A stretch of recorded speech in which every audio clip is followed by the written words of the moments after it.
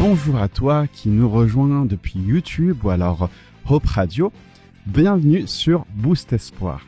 Ah, ça fait un moment qu'on ne s'est pas vu et franchement, ça me fait plaisir de te retrouver là où tu te trouves justement. Nous aussi, on est contents de te voir, Brie.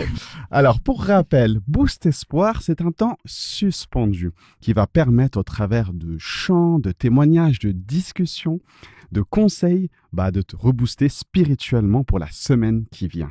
Et pour ça, je ne suis pas seul. J'ai une équipe qui va m'aider, qui va m'accompagner dans cette mission. Alina et Adine, bonjour. Bonjour. Merci d'être là avec moi. Avec grand plaisir. Et la personne qui a accepté de se joindre à nous pour partager un moment de réflexion, c'est Edith Gay. Bonjour à toi. Bonjour tout le monde. Alors, tu étais déjà venue il y a quelques temps, il me semble, 1 ou 2 ans. Est-ce que tu veux bien te présenter en quelques mots pour les gens qui ne te connaissent pas? Alors, oui, il y a des choses à dire quand on est déjà une mamie. Je suis une mamie, je suis une maman. Et voilà, et c'est un vrai bonheur d'avoir mes petits-enfants quand je suis par là. Je travaille pour la Fédération France Sud depuis presque 3 ans. Et puis, je suis très heureuse de le faire et je vis des choses très, très chouettes au niveau de cette fédération. Et puis, j'ai toujours plaisir à revenir à Genève et passer la frontière pour venir vous faire un petit coucou et puis partager des temps comme ça de partage biblique qui sont si riches pour chacun d'entre nous, mais pour ceux qui nous écoutent aussi. Eh bien, avec grand plaisir, bienvenue parmi nous. Merci Edith. beaucoup. Quel est le sujet que tu voudrais aborder aujourd'hui?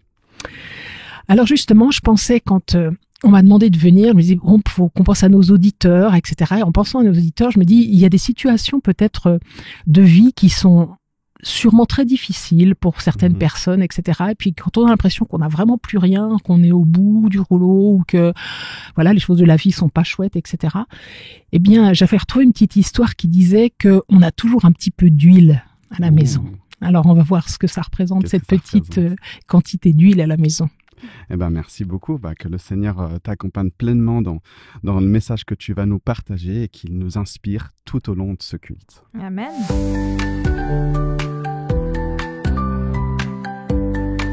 Parce que la foi se vit de façon concrète, c'est une expérience de tous les jours. Dans cette chronique, le clin d'œil, on te partage nos expériences avec Dieu. Adine, comment as-tu expérimenté ça avec Dieu cette semaine? Bon, je veux pas spoiler, Edith, ce que tu vas partager après, mais pour commencer à poser les choses et que ça fasse sens pour l'auditeur, laissez-moi juste résumer en très vite fait l'histoire dont on va parler aujourd'hui. L'histoire raconte qu'une femme se retrouve veuve, endettée, ses enfants vont devenir esclaves et elle cherche secours auprès du prophète Élisée. Bon, au début, voilà. Et elle va lui demander, Élisée va lui demander, comment puis-je t'aider? Qu'as-tu à la maison? Et la femme de lui dire qu'elle a rien et finalement, si, il me reste un peu d'huile, comme tu as dit. Et la suite, c'est un miracle de Dieu. Ça, je te laisse raconter plus tard. Nous vivons dans une société où on veut tout savoir tout de suite, n'est-ce pas? Avoir la solution Clairement. tout de suite. Je devais préparer cette chronique cette semaine. Alors, j'ai lu une première fois cette histoire biblique sur laquelle tu vas nous proposer une réflexion, un point de vue, Edith. Et en lisant l'histoire, j'ai eu envie directe de savoir ta conclusion. Quel enseignement je pouvais et je devais tirer de ce texte. Et du coup, ça me démangeait de t'appeler pour avoir l'avis de l'experte. Et finalement, on fait pas tous un peu ça. On lit la Bible et puis on prend un manuel de lecture qui nous aide dans nos réflexions, en nous proposant des questions, des réflexions. On va sur YouTube ou sur Insta ou sur TikTok pour aller chercher des enseignants, des influenceurs qui vont nous dire comment faut penser et comprendre les choses. Et je me suis dit non, Seigneur, on va d'abord cheminer ensemble, ton esprit et moi, avec ce texte. Alors j'ai demandé à Dieu comment on allait procéder. J'avais pas beaucoup de temps à consacrer à ça et j'ai réservé plusieurs espaces du coup dans ma semaine pour y revenir. D'abord, j'ai lu et écrit l'histoire. Je l'ai recopiée à la main, moi qui déteste écrire. Ah oui, on le voit, je me suis appliquée. Très beau de voir. Moi qui écris très mal pour normalement, c'était pas mal. Prendre juste le temps de m'arrêter sur chaque mot. Puis je me suis posé quelques questions. Qui sont les personnages? Que sait-on d'eux? Que font-ils? Que se disent-ils? Puis j'ai observé aussi ce qui me surprenait. Pourquoi il lui dit ça? Pourquoi il doit faire ça? Puis j'ai observé ce qui me titillait. Ah, ça me dérange. Pourquoi ça me dérange? Je me suis demandé ce qui me touchait dans cette histoire. J'ai été lire dans plusieurs versions de la Bible, Louis II, traduction Semeur. Puis après, comme je suis curieuse, c'est pas essentiel, mais j'aime bien aller voir l'origine des mots. En hébreu, par exemple, j'ai découvert que le prophète de l'histoire, Élisée, son nom, Il veut dire Dieu sauveur. Mon mari, son deuxième prénom c'est Élisée, je te balance. Dieu sauveur. Ah ouais, Seigneur, rien que ça m'ouvre une perspective différente sur ma compréhension de cette histoire. J'ai imaginé l'histoire dans ma tête, les actions comme si c'était un film devant mes yeux. J'ai même dessiné, pour vous dire, certains éléments du texte. Je dessine très mal, mais on s'en fiche. Dieu est venu orienter mon regard parce que je lui avais demandé qu'il me guide sur certains aspects de l'histoire qui ont résonné en moi. La question qu'Élisée pose à la femme, comment je peux t'aider? Qu'as-tu à la maison?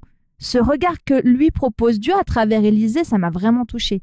Ton focus, c'est ce que t'as pas, ce que tu as perdu, la grande précarité de ta situation, mais Dieu te propose un autre point de vue. Qu'est-ce que tu as? Bon, rien que ça m'a accompagné toute la semaine. Qu'est-ce que j'ai?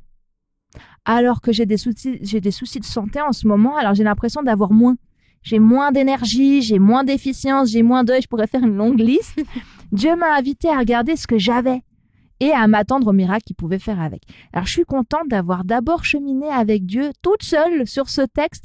Et puis, je me réjouis maintenant d'entendre enfin ce que Dieu a mis dans ton cœur et dit à ce sujet que je puisse continuer ma réflexion. Merci Amandine. Ça donne envie cette histoire. Expérimenter la lecture de la Bible en demandant l'aide du Saint-Esprit, c'est ça ton clin d'œil de la semaine. C'est cela même. C'est peut-être aussi une invitation pour moi, pour nous, pour toi lecteur, d'aller expérimenter cela aussi.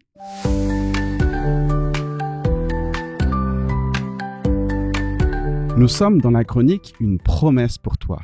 On sait combien les mots peuvent réconforter, encourager, toucher au cœur. Alina, quelle est la promesse du jour pour les auditeurs aujourd'hui? Oui, dans la Bible, il y a plusieurs événements miraculeux, mais j'aime particulièrement celui qui parle de la multiplication de l'huile. Oh là là là, spoiler alert! Alors pourquoi tu as choisi ça particulièrement? Alors du coup, vous savez pourquoi? Seulement, du coup, et tout simplement parce que celui-ci implique directement cette famille. J'aime le fait que Dieu permet à cette femme et à ses fils de vivre une relation personnelle et qu'ils puissent expérimenter une totale dépendance de Dieu. Alors, nous avons de belles promesses laissées par notre Seigneur en ce sens. Donc, la première que je trouve très encourageante se trouve dans 1 Pierre 5. C'est dans le Nouveau Testament, c'est ça? Oui, tout à fait. Le verset 7. Donc, que je vais citer, déchargez-vous sur lui de tous vos soucis, car lui-même prend soin de vous. Donc, certaines fois, nous pouvons devenir tellement autosuffisants sans même nous rendre compte. Et puis, tout à coup, dès qu'il arrive une situation qu'on n'arrive plus à gérer par nos propres moyens, à ce moment-là, on revient à la source. On va chercher celui qui peut nous apaiser, nous enlever le poids si dur à porter. On va chercher une solution là où on sait que on pourrait potentiellement la trouver. L'apôtre Pierre nous laisse la garantie que nous pouvons mettre toute notre confiance en notre Seigneur. Nous pouvons lui parler de nos problèmes, de nos inquiétudes. Et puis même, on peut faire plus que ça. Nous pouvons laisser tous ces problèmes sans même y penser entre les mains de notre Seigneur. Car il saura certainement quoi en faire. Ce qui suivra sera sûrement bénéfique pour notre vie. Et puis, nous savons qu'une totale dépendance de Dieu veut dire une relation très forte et très profonde aussi avec lui. Et puis, un deuxième... Elle est généreuse aujourd'hui, on a 2 promesses. Oui, tout à fait. C'est la classe. J'ai choisi 2 promesses parce que la deuxième, je la trouvais vraiment très très forte et très en lien avec le sujet d'aujourd'hui. Donc la deuxième nous donne vraiment beaucoup de courage à avancer, même quand nous n'avons plus d'espoir, comme Edith nous disait au début. Je cite du coup dans Psaume 55, le verset 22. Donc, remets ton sort à l'Éternel et il te soutiendra. Il ne laissera jamais chanceler le juste. Donc, ce qu'on comprend, c'est que Dieu bénit les personnes humbles et il ne cessera pas de les abonder avec beaucoup de bénédictions et au moment venu, bien évidemment. Dieu nous laisse du coup la recette de la victoire à travers ce psaume. Seulement, du coup, confie à Dieu chaque situation, chaque choix que tu dois faire. Qu'il s'agit d'une petite chose ou qu'il s'agit d'une grande difficulté, nous devrions essayer de tout remettre dans les mains de notre Père qui connaît déjà la meilleure des options. Certaines fois, on peut être tenté à se dire bon, je verrai pas de cette façon-là les choses, mais faut faire confiance et remettre tout ça dans les mains du Seigneur parce que c'est seulement lui qui voit la totalité du tableau et nous pouvons voir que des petites parties. Merci beaucoup pour ces 2 rappels si puissants. Dieu prend soin de nous, il est fidèle et soutiendra tous ceux dont le cœur se tourne vers lui. C'est mon histoire, c'est la chronique où nous nous immergeons dans le témoignage d'une ou plusieurs personnes pour entendre leur histoire avec Dieu. Mais je ne t'en dis pas plus et je te laisse écouter. Je vais te raconter l'histoire de Devin, un participant d'une télé-réalité qui a eu le courage et l'audace de partager devant les caméras son cheminement avec Dieu. Voici son témoignage. J'ai joué au basket toute ma vie, mais en dernière année de lycée, tout a basculé. Des douleurs sont apparues au dos, puis dans mes jambes. Elles ont commencé vraiment à me faire souffrir. Mes pieds s'engourdissaient. Je peinais à peine à sortir du lit, à enfiler mes chaussures, à marcher. Pourtant, je refusais d'admettre que je ne pourrais plus jamais jouer. Malgré la douleur persistante, j'ai continué. Et on a tout essayé, la physiothérapie, la cryothérapie, jusqu'à l'acupuncture, mais rien à faire, rien ne fonctionnait. Alors j'ai commencé à prendre des anti-inflammatoires. D'abord 1, puis 2, puis 4, puis 8. Je suis allé jusqu'à 20 par jour. À force, ce n'était plus un combat contre la douleur, mais un combat contre moi-même. Je ne voulais pas me faire du mal, mais chaque matin, une question revenait sans cesse. À quoi bon continuer? À quoi bon continuer de vivre? Pourtant, je gardais tout pour moi. Je n'exprimais rien, par fierté, par peur du regard des autres. Je n'en parlais à personne. Et puis un jour, j'ai décidé de me tourner vers Dieu.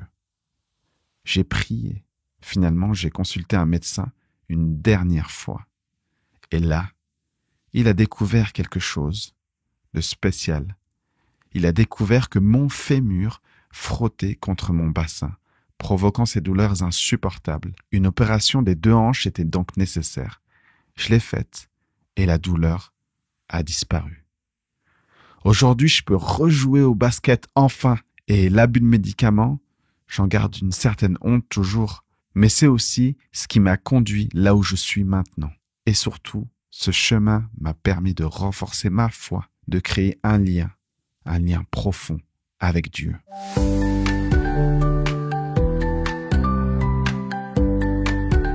Edith, alors apparemment il reste encore un peu d'huile. Explique-nous. Oui, alors je reviens sur cette petite histoire courte. Elle est assez courte parce qu'elle se trouve dans l'Ancien Testament, dans un livre qui s'appelle 2 Rois au chapitre 4. Et c'est une petite histoire, je crois qu'on connaît un peu tous quand on a un peu étudié la Bible ou quand depuis enfant on nous a raconté des belles histoires de la Bible. Et puis il y avait quelque chose, quand j'ai relu cette histoire, ou que j'ai réentendu aussi, qui m'a beaucoup touchée, que j'avais pas remarqué encore. Alors je me suis dit, tiens, c'est intéressant. Pour revenir sur ce que nous a dit Amandine, c'est un peu ça l'histoire. C'est une femme seule, c'est une veuve à l'époque de l'Ancien Testament avec 2 enfants. Et ces 2 enfants, on menace de lui prendre et de les conduire en esclavage parce qu'elle a des dettes. Donc à l'époque, on plaisantait pas, on prenait carrément les enfants. Elle fait appel à un homme de Dieu qui s'appelle Élisée donc. Et Élisée lui demande « Que puis-je faire pour toi ? Dis-moi, qu'as-tu à la maison ?» Et elle va répondre dans un premier jet comme ça, rien du tout. Pour ensuite revenir quand même à une réflexion et se rappeler que, si, il me reste encore un peu d'huile. Élisée va lui dire d'aller demander à tout le monde, les voisins, ses connaissances, etc., des vases vides. Mais pas un petit nombre, vraiment, allez chercher tous les vases vides que vous allez trouver. Il lui dit de rentrer chez elle, de fermer la porte, et de verser son huile dans tous les vases qu'elle aura trouvés. Et elle va faire ce qu'Élisée lui a dit. Les enfants lui présentent les vases vides et elle remplit encore et encore. Et quand il n'y a plus de vase, et ben à ce moment-là, l'huile s'arrête de couler. Élisée lui dit alors d'aller vendre ses vases d'huile et de payer ses dettes avec cela, et puis bien de garder le reste. Mais du coup, en quoi cette vieille histoire d'il y a des milliers d'années peut-elle encore nous parler aujourd'hui ? Bien, je trouve qu'au-delà du miracle vécu ce jour-là, il y a dans cette histoire quelque chose que j'avais pas encore relevé. Et je me disais, il y a des personnes pour qui, un jour, tout bascule. Plus de conjoints, des enfants à charge, des dettes, peut-être des menaces financières aussi. Et ça, c'est encore bien d'actualité. Et comme cette femme-là, dans ce cas-là, souvent on a tendance, dans un premier réflexe, je dirais, à s'isoler. Et il est vrai qu'on n'aime pas vraiment se dévoiler à ce moment-là. On ne veut pas en parler, on ne veut pas en parler à n'importe qui, mais qu'est-ce qu'il faut faire alors ? Bien, elle va avoir un bon réflexe. Elle va chercher une personne qui connaît Dieu. Et la réponse de cette personne, c'est déjà un secours pour elle, parce qu'il lui demande « Que puis-je faire pour toi ?» Quand on est désespérément seul, avoir quelqu'un qui prête un peu d'attention, qui s'arrête pour écouter, c'est déjà énorme. Ne nous privons pas de ça non plus, ni dans un sens ni dans l'autre, c'est-à-dire d'aller chercher une oreille attentive quand on en a besoin, mais aussi prendre un peu de son temps pour être à l'écoute quand l'autre en a besoin. La deuxième question donc qu'Élisée va lui poser va être déterminante. Il lui dit « Qu'as-tu dans ta maison ?» Et la réponse immédiate de la femme va être, on l'a vu tout à l'heure, « Oh là là, rien du tout !» Et puis en cherchant bien, elle va rectifier « J'ai un tout petit flacon d'huile ».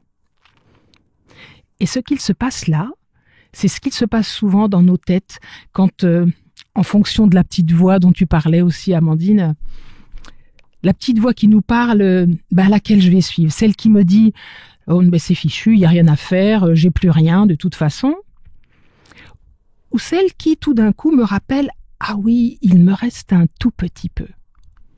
Et si je remettais ça à Dieu ?»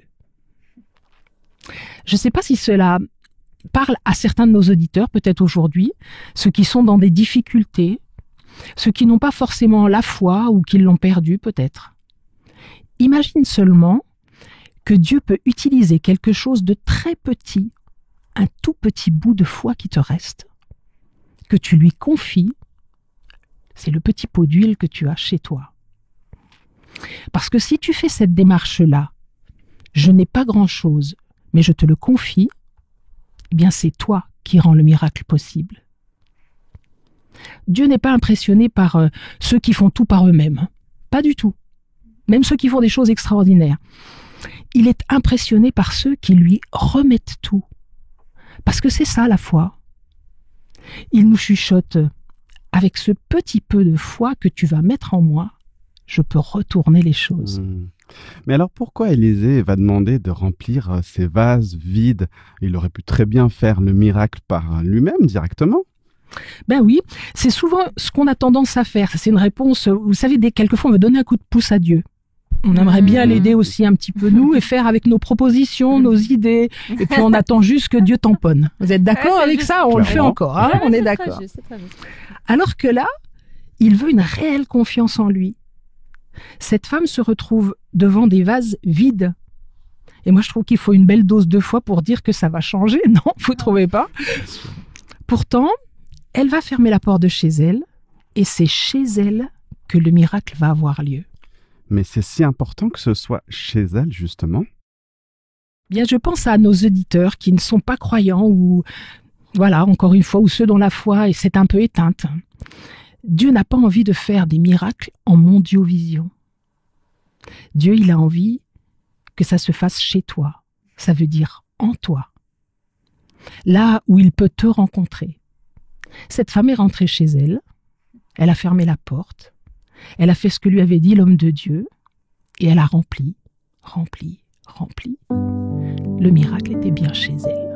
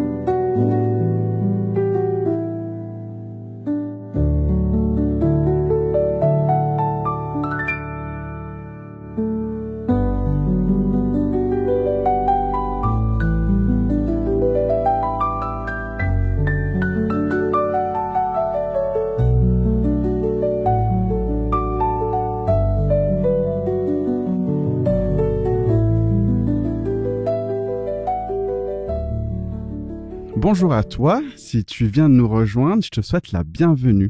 Tu es sur Boost Espoir. Alors, c'est Edith Gay qui nous partage un message autour de l'histoire d'Élisée, la veuve et l'huile, où il se passe quelque chose de miraculeux. Cette histoire se trouve dans 2 Rois au chapitre 4, le verset 1 à 7. Bon alors, cette histoire, les filles, comment elle vous interpelle ? Moi, il y a un premier aspect dans le début de ce que tu expliques et partages, c'est le fait que face à une situation quand même chaotique, de grande souffrance et tu dis que des fois, on a tendance à être en retrait, en fait. Moi, ça m'a vraiment fait penser à ça. Elle a été sacrément courageuse d'aller demander de l'aide.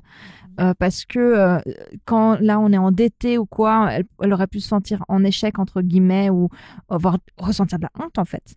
Et pas oser aller chercher de l'aide. Moi, ça m'a interpellée. Est-ce que je sais vers qui me tourner quand je suis dans une situation où j'ai honte? Et est-ce que j'ose me dire qu'en fait, malgré la honte, je vais aller chercher. Enfin, je sais pas comment ça fait écho chez vous, comment ça vous parle.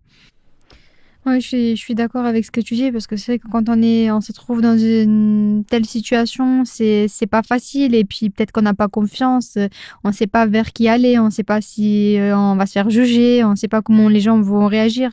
Donc c'est vrai que c'est compliqué d'aller en parler. Parce que c'est une réalité. Il y a des grands jugements dans une situation, voilà, dans des situations comme cette femme a pu avoir, et comme tu disais que c'est très actuel. Je pense qu'on est tous victime de jugements hâtifs. Oui, tout à fait. C'est important parce que, comme tu dis, il y a un mot qui est important qui ressort souvent maintenant, je trouve, en tout cas dans nos sociétés, c'est la honte. C'est-à-dire que quand tu es pas conforme, dans tous les domaines finalement, quand tu es pas conforme, t'oses pas dire ou on a tellement tous tendance à vouloir à se mêler un petit peu à ce qui est conformiste, etc. et tout, et qui est un peu comme tout le monde fait, comme tout le monde dit, comme tout le monde pense, que c'est difficile. Et quand il y a des situations où là, vraiment dans le pratique, dans le quotidien, où on est en dehors de la norme, alors en plus là, avec la pauvreté, les dettes, etc., c'est la peur d'être montré du doigt, c'est quelque chose d'hyper douloureux. Et souvent, je me dis, dans la société dans laquelle on vit en plus, la personne ou les personnes vers qui se tourner, c'est pas toujours là, quoi. C'est pas toujours évident. Alors elle est là, un homme de Dieu qui passe et qui est là. Je ne sais pas si vous, auditeurs, vous avez quelqu'un qui connaît Dieu, peut-être, ou que vous savez être croyant. Peut-être demandez-lui conseil. Peut-être, en tout cas, allez lui parler en lui disant votre situation. Et puis peut-être que cheminer à 2, c'est déjà moins difficile. Moi, ça m'interpelle aussi en tant que croyante, tu vois, du coup. Parce que je me dis, est-ce que je suis cette personne qui va parce que là en fait cette femme, elle aurait pu se sentir en échec dans un sens, tu vois, ce décalage dont tu parles. Il y a l'idéal et puis même par rapport à ses propres, ce qu'elle pouvait projeter, ses propres idéaux, puis finalement échec. Et finalement de se dire, est-ce que moi je suis capable d'accueillir une personne que peut-être je considérais comme en étant en échec parce que je suis imparfaite dans ma manière de voir les autres et de les juger. Est-ce que je suis capable d'être à l'écoute de Dieu aussi pour faire ce que Élisée a fait, c'est-à-dire d'être capable d'accompagner, d'aider, d'être au service de Dieu pour percevoir un miracle là où peut-être même en tant que croyant, des fois on les voit pas et on les imagine pas possibles. Oui, ça ressort vraiment d'une confiance finalement. Tu vois que cette femme, elle suit entre guillemets les recommandations de Élisée. Elle dit qu'il lui reste pas grand-chose chez nous. On pourrait très bien se dire, mais nous en fait à la maison on n'a pas grand-chose. Il y a rien là en fait. Mais Dieu, lui, il nous offre une autre perspective qui est celle de la restauration, de la libération, et via Élisée qui le guide, qui lui dit va rentrer chez toi, prends ces vases vides et va. Et puis en fait elle exécute. Alors je sais pas quelle attitude elle avait, mais en tout cas elle montre une confiance et elle fait vraiment ce qu'on lui dit. Et est-ce que moi aussi j'ai confiance quand Dieu il me dit tu crois avoir pas grand-chose, mais fais-moi confiance, ça va le faire. Ça va le faire. Exactement, ouais. C'est là le soin tiré, là, c'est vrai. Je trouve intéressant aussi que dans ce choix qu'elle fait et qui est pas évident de dire je vais faire confiance, de toute façon j'ai rien, donc je vais faire confiance à cet homme qui me dit ce qu'il faut faire. Elle associe les enfants, c'est-à-dire que le texte dit que c'est les enfants qui passent les vases et elle remplit et puis jusqu'au bout comme ça. Et je trouve que c'est beau aussi d'associer les enfants à quelque chose de miraculeux et d'associer les enfants aussi à la demande de Dieu, de leur montrer aussi que dans les difficultés qu'ils auront, ou peut-être dans leur jeune âge ou plus tard, pouvoir se tourner vers Dieu, faire confiance à Dieu, demander à Dieu, c'est quelque chose, je me dis depuis l'enfance, quand ça devient quelque chose de naturel, eh bien finalement on n'a plus cette honte, c'est un petit peu plus naturel. Et je trouve beau que dans l'histoire, elle fasse participer les enfants à ça. Mais ça prouve à nouveau la confiance et la foi qu'elle décide de mettre en Dieu. Parce que, est-ce que ça m'est pas arrivé des fois de me dire, je pense que Dieu va pourvoir, mais je vais pas en parler au cas où ça marche pas. Tu vois ce que je veux dire? Le côté, soyons très honnêtes sur notre foi. Moi, je me rappelle d'une fois une nana qui avait dit le jour de mon mariage, alors c'est très trivial comme exemple, mais c'est celui qui me vient. Le jour de mon mariage, il pleuvra pas. Elle a tout organisé dehors. Il avait prévu de la pluie sur là. Alors, on aurait pu dire pourquoi Dieu mais elle avait témoigné de ça à plein d'amis non chrétiens. Et j'étais là, mais pourquoi fait-elle une chose pareille? Si jamais pleuvoir. Et en fait, juste le moment de sa cérémonie, il a pas plu. Et je me suis dit, Seigneur, t'es bon. Parce qu'en fait, je veux dire, on va me dire, oui, mais Dieu, il agit pas pour une clé ou pour un pluie. Mais en fait, là, il a vu l'enjeu du témoignage. Je me dis, est-ce qu'on est capable de faire comme cette femme auprès de ses enfants, de se dire, mais en fait, Dieu va pourvoir, j'ai confiance. Même si au début, j'ai cru qu'il y avait vraiment rien. Il y avait vraiment peu d'huile, quoi. Oui. Et puis je trouve que elle fait aussi preuve de sagesse parce que c'est vrai que elle aurait pu très bien se révolter dans cette situation parce que son mari était quand même serviteur de Dieu. Ils étaient vraiment très proches de Dieu et puis il arrive cette terrible situation dans sa famille. Oui, tout à fait. Mais on voit que pas du tout en fait. Elle va pas du tout se révolter contre Dieu. Elle va pas du tout juger la situation, mais elle va essayer du coup de chercher à s'en sortir. Moi, ça me fait penser à une personne dans ma famille qui disait, quand il y a un truc qui m'arrive comme ça, au lieu de crier pourquoi à Dieu, parce que finalement, cette question ne nous amène pas nulle part. Elle dit, ok, maintenant que j'ai ça, on fait quoi? Comment on avance maintenant? Tu m'as pas épargné entre guillemets de cette situation-là. Par contre, maintenant, tu m'aides, tu me dis où est-ce que je vais? Surtout que pour revenir à ce que tu disais, cette foi finalement, on n'entend pas dire qu'elle a foi en Dieu, qu'elle croit, qu'elle est solide, mais par ses actes, en fait, elle démontre de sa foi de suivre complètement l'obéissance, au fait, d'un homme de Dieu, justement. Et c'est comme ça aussi que je pense qu'elle témoigne de sa foi, finalement. Oui. C'est sûr. Et que, comme on disait tout à l'heure, l'image des vases vides, alors j'imagine, alors elle parle de petits flacons d'huile qu'elle a, et pour les autres, c'est des vases. C'est quand même des choses un petit peu plus grandes. Donc, en fait, on se rend compte que le vide est plus important que ce qu'elle a vraiment dans sa vie. Et pour les personnes qui sont dans ces situations-là, je me dis, mais quand tu es comme ça, le vide prend toute la place, quoi. Il y a que ça. C'est ça qui est le plus important.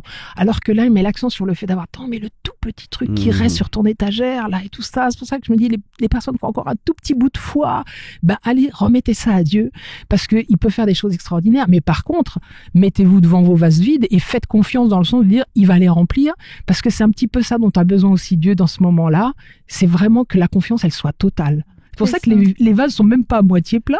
Ils sont vraiment vides parce que le Seigneur, il a besoin vraiment de se dire, mais est-ce qu'on me fait confiance au point de dire, je peux le faire dans ta vie, etc. Donc, en acceptant une solution qui est loin d'être celle qu'elle pouvait planifier ou imaginer, tu vois.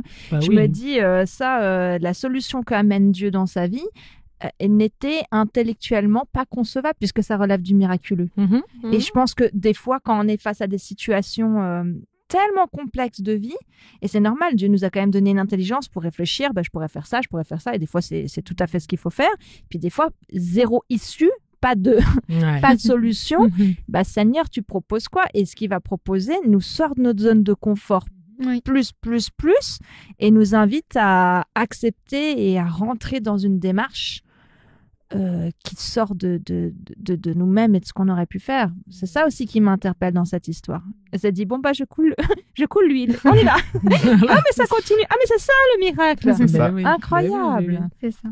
Je trouve que c'est très beau parce que Jésus nous parle souvent d'avoir de la foi comme une graine de moutarde. Mais je dis, mais pourquoi il prend un exemple de si petit? Enfin, il y a des choses où il nous demande quand même de la foi qui transporte les montagnes, quoi. Mais non, il dit même avec une graine de moutarde. Donc, je dis, ce sont là les situations de vie qu'on peut avoir. Quelquefois, on a besoin d'une foi qui va ébranler les montagnes. Et puis, quelquefois, c'est juste la petite graine de moutarde. Mais c'est Dieu qui va faire des trucs extraordinaires. C'est lui qui va bouger les montagnes, du coup. Mais je trouve que c'est une belle chose. Pas à pas, ça veut dire que tu vois, moi ça c'est un truc qui m'a interpellée dans l'histoire. Elle remplit les vases, ils sont remplis. Puis là elle dit, je fais quoi? C'est-à-dire que, moi j'aurais tendance avec ma personnalité, une fois que Dieu m'a pourvu au début, après je pense que c'est moi qui dois faire toutes les étapes, qui dois tout gérer. Alors qu'en fait, elle, étape 1 finie, elle retourne à Élysée. On fait quoi? Seigneur, c'est quoi l'étape d'après? Ah bah tu vends tout, etc. Et je me dis, ça c'est aussi interpellant. Si effectivement à la maison tu interpelles beaucoup les auditeurs depuis tout à l'heure en disant, mais il suffit, tu vois, le petit truc, et c'est ok que tu saches pas la suite. Ça veut dire, fais ce petit truc, laisse Dieu te guider dans cette confiance que tu vas lui apporter, sachant que, navré, si tu prends cette voie-là, tu ne sais pas l'étape suivante. Alors qu'on veut. Mais Dieu lui sait. Ouais. Mais c'est aussi une belle démarche je trouve, de relation avec Dieu. Quand elle va rentrer, quand on dit que ce petit flacon là, on imagine que c'est son petit bout de foi, et c'est ce petit peu de foi là qui va tout transformer. C'est-à-dire, ses enfants quand même étaient destinés à l'esclavage, quoi. C'était pas rien du tout. Là, ça va tout changer. Non seulement elle a de l'huile pour la maison, mais il en restera. Mais elle aura fini de payer ses dettes. Ses garçons vont rester avec elle. Donc, je pense qu'elle imaginait même pas que ça puisse aller aussi loin. Et je me dis, dans le lâcher prise qu'on peut avoir avec Dieu, il nous promet des choses qui vont quelquefois plus loin qu'on aurait imaginé. Quelquefois, même quand on est heureux d'une situation qui se transforme bien, ça y est, c'est peut-être fini, ou c'est nous-mêmes qui mettons des limites. Mais quand on lâche prise, le Seigneur, waouh, il y a des choses extraordinaires. C'est un autre truc qui m'a hyper, ce que tu viens de dire là, c'est nous qui mettons des limites. Pourquoi? Ah pardon, il faut arrêter la discussion. Non, moi je me dis, est-ce que ça veut dire que les bénédictions de Dieu et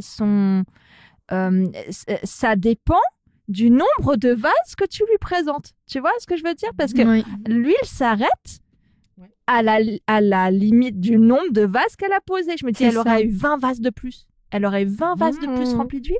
C'est bien ça. Mais ça veut dire quoi par rapport à ma relation avec Dieu? Tu vois, est-ce que je limite Dieu? J'ai pas de réponse, c'est une vraie interrogation. Est-ce que je limite Dieu dans ce qu'il abonde dans ma vie parce que je le limite dans ce qu'il peut faire? C'est les limites, oui, qu'on se pose chacun, je pense. Je pense qu'en fonction de notre confiance et de la grandeur de la foi qu'on a en lui, que Dieu peut du coup nous bénir vraiment en profondeur. Et je pense que c'est la beauté aussi de la chose, c'est que plus on arrive à grandir dans notre relation avec lui, plus je pense qu'il peut nous en donner. Donc, essayons du coup seulement de se mettre totalement entre ses mains, et certaines fois on peut nous-mêmes le vivre, hein. Peut-être que certains d'entre vous l'avez vécu, et il y a des situations où nous peut-être qu'on se serait arrêté à un tel point, mais que si on se laisse dans la main de Dieu, il arrive des choses tellement extraordinaires auxquelles on n'aurait jamais pu penser. Mais dans la bienveillance, c'est-à-dire qu'il arrête l'huile et on n'en parle pas. Il n'y a pas de culpabilité non plus à se dire, voilà. Tout à fait. Eh ben, merci beaucoup, waouh, pour tous ces échanges. Et je te demande, chez toi, auditeur, comment ça résonne chez toi, comment ça résonne dans vos maisons.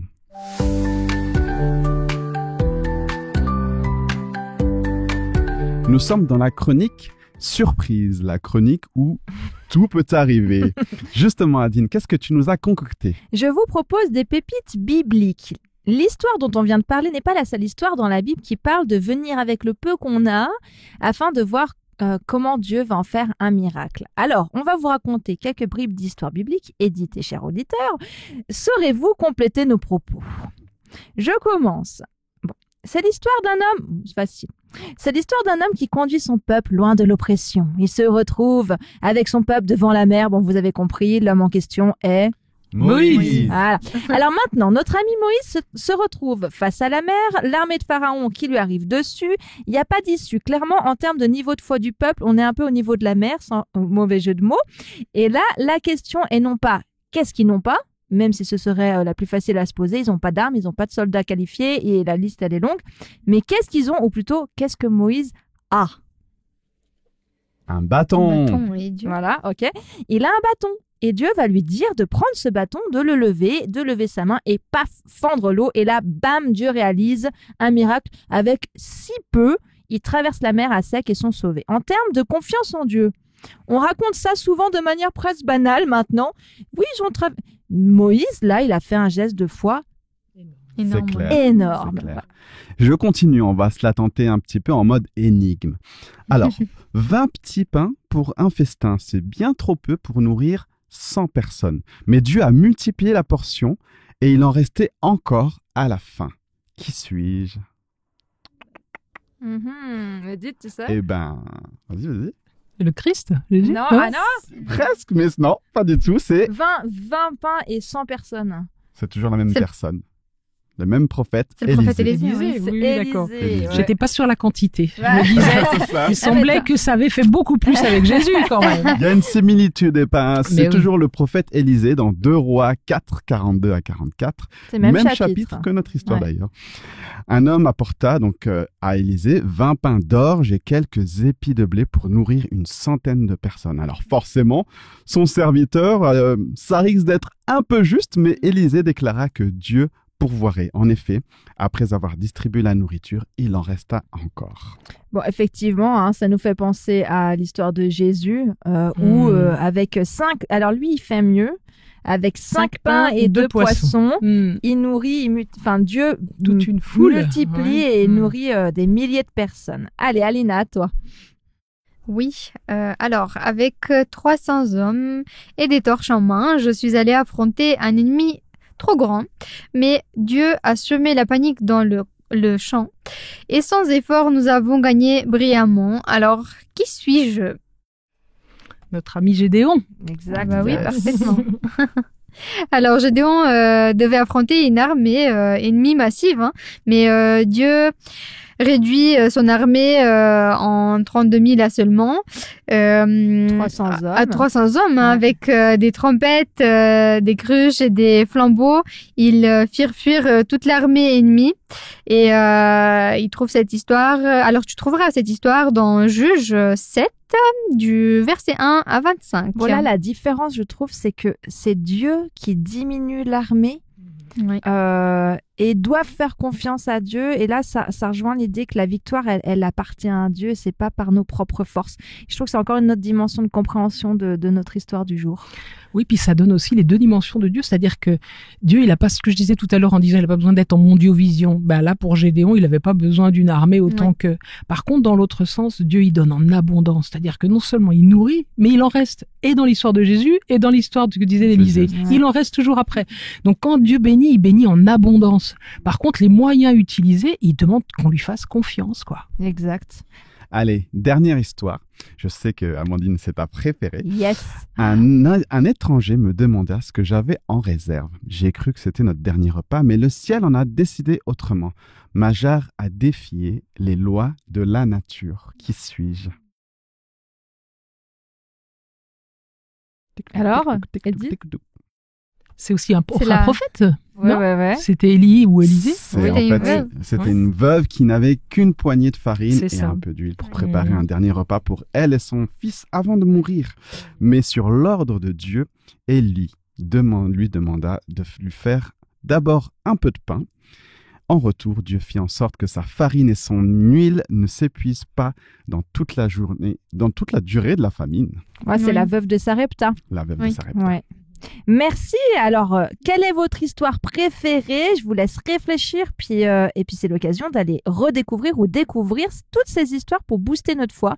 Nous rappeler combien Dieu est capable de faire des miracles avec le peu que nous avons.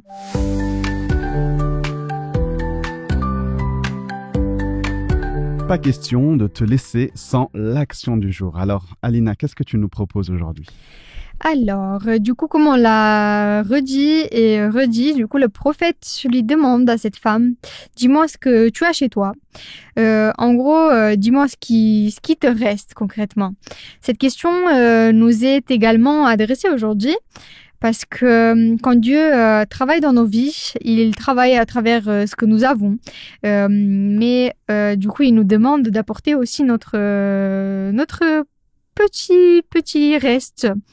Et parce que Dieu est celui qui travaille dans nos vies et celui qui apporte le gros, il veut aussi qu'on ait notre petite contribution. Mais même à travers de petites choses, des choses que nous trouvons petites, lui, il peut faire des belles choses, il peut apporter une grande valeur. Dieu peut faire quelque chose de très précieux. Il peut transformer et multiplier le peu de ta vie. Il peut, à condition que tu lui donnes ce que tu as, ce que tu es, et que tu décides de le mettre dans ses propres mains, parce qu'il va pas venir forcer la main, il va pas venir forcer la chose. Il veut que tu viennes vers lui. Alors, du coup, je t'incite, chers auditeurs, et vous tous, je vous incite à prendre un petit moment, un temps avec Dieu pour réaliser ce que tu as et lui confier, du coup, ces choses-là, confier ces choses à Dieu, qu'il puisse agir sur ce que tu as déjà. Et à chaque fois que tu sentiras le besoin, je te provoque à une deuxième chose. Placer entièrement ta confiance en Dieu, en toute situation, et viser loin, surtout voir les choses comme Dieu pourrait les voir. Essayer de regarder les choses à travers les yeux de Dieu, même quand tu n'es pas d'accord avec le déroulé des événements. Alors, Dieu demande une chose, avoir la foi. La foi de cette famille a été mise à l'épreuve, comme on a pu le voir. Edith, elle nous l'a très bien expliqué. On a vu qu'il a demandé d'apporter beaucoup de vases. Donc, si vous n'avez pas de foi, combien de vases apporteriez-vous ? Donc, je pense que si on n'a pas cette confiance et qu'on n'a pas la foi nécessaire, on va apporter peu de vases. On va se dire qu'avec le peu d'huile qu'on a, ça sera pas possible de remplir une multitude de vases, n'est-ce pas ? C'est sûr. Alors, mais si vous faites confiance à quelque chose de grand, si vous voyez les choses en large, vous marchez dans toutes les rues et puis vous ramassez tous les vases que vos voisins vous donnent. Et puis, si vous avez ramassé un gros tas, vous allez chercher encore plus. Et puis, ce qu'on a vu, c'est que cette famille, elle a été bénie vraiment selon leur foi. Quand les récipients ont été finis, du coup, l'huile a été finie. Voilà. Et nous avons un Dieu vivant qui est vraiment très proche de nous, même quand nous, on le sent loin et qu'on n'a plus d'espoir, lui, il est encore là, il est derrière nous, ou devant nous, ou à côté de nous. Et puis, je pense que, voilà, essayez de mettre votre confiance en Dieu. Merci, Alina, pour cette action. C'est un moment de prise de conscience avec Dieu et de positionnement dans la foi que tu sembles nous proposer. Alors, Edith, est-ce que tu peux nous joindre dans la prière, dans ce qu'on a pu évoquer, parler, partager ? Bien sûr. Oui, Seigneur, notre Dieu, tu sais mieux que nous-mêmes quelles sont nos situations de vie, Seigneur. Combien notre solitude peut être grande quelquefois. Combien nous pouvons être désarmés devant des situations de vie qui sont difficiles. Aide-nous, aide chacun des auditeurs qui auront écouté aujourd'hui à faire cette démarche de cette veuve, Seigneur. D'abord aller chercher de l'aide ou à parler ou en tout cas se confier, Seigneur.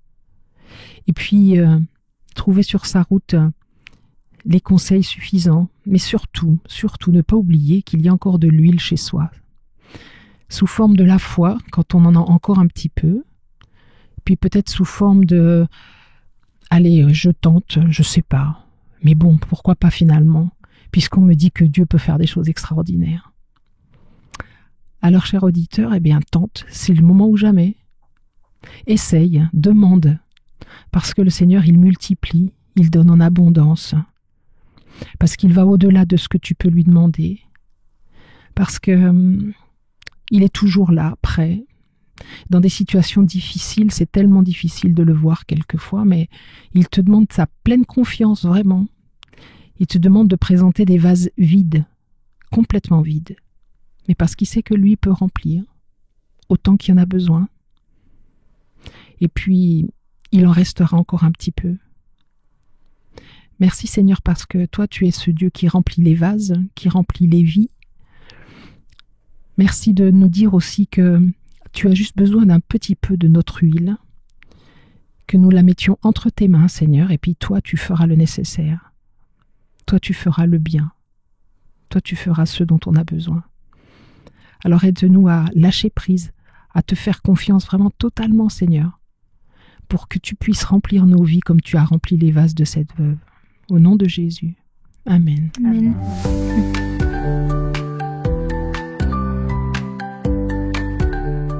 Nous arrivons au terme de notre émission. Merci à toi, Edith, d'avoir partagé ce moment avec nous. C'était franchement très édifiant. Merci beaucoup.